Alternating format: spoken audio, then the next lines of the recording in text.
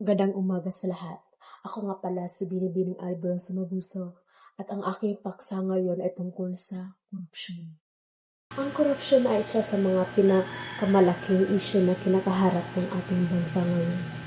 Ang korupsyon ay tungkol sa pagdininlang at pagnanakaw ng pera ng bayan na kung saan ginagamit nila ito upang magpakasarap sa buhay. Ito ay hindi nila dapat na gawin dahil ang mga pera na yan ay galing sa paghihirap ng tao o mga effort nila. Kailangan natin itong labanan upang maging maunlad ang ating bansa. Lalo na ngayon at marami ang mga sakuna, ang mga tao ay hirap na hirap at apektado. Hindi sila lagi pinatulungan ng gobyerno. Hindi na ginagamit ang pera ng bayan upang tumulong sa mga tao.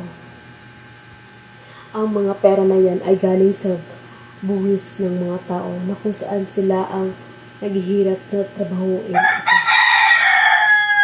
Ang mga tao ay umaasa lamang sa gobyerno na ang mga pera nila ay mabalik sa lipunan. Ang korupsyon ay isang issue na kung saan maniwasak dito ang ating pagkakaisa. At ito ay ang daan upang maging magahaman ang mga politiko. Sa eleksyon, dapat natin piliin ang mga taong tama at nararapat sa posisyon upang hindi tayo magsisi sa huli. Kailangan natin siyasatin at magsaliksik tungkol sa kanilang mga background na kung saan gumawa ba sila ng tama ng mga proyekto na makakabenepisyo sa mga tao. Ang korupsyon ang bumawasak sa ating bansa at dahil dito ang mga mayaman ay mas lalong yumayaman at ang mga mahirap ay lalong naghihirap.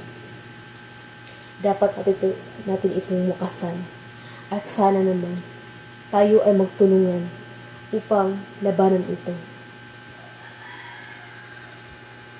Dahil sa mga pagnanakaw nila, mas lalong naghirap, mas lalong nalugmok sa utang ang ating bansa. Kaya naman magkaisa tayo upang maiwasan at mawakasan ito